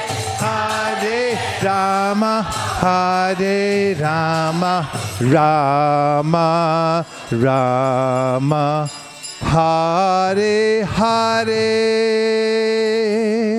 Hare Krishna, Krishna Krishna, Hare Hare, Hare Rama,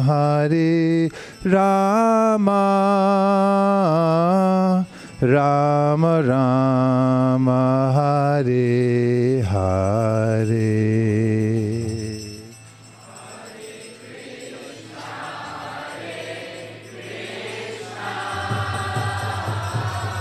Krishna Krishna Hare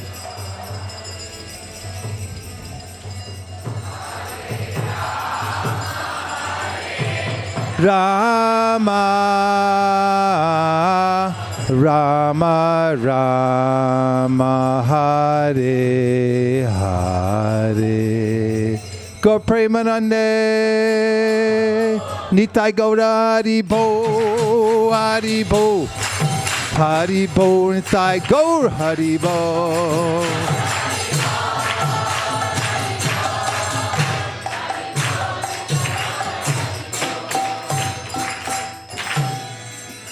Thank you very much, everyone, for coming out for the Bhagavad Gita class tonight.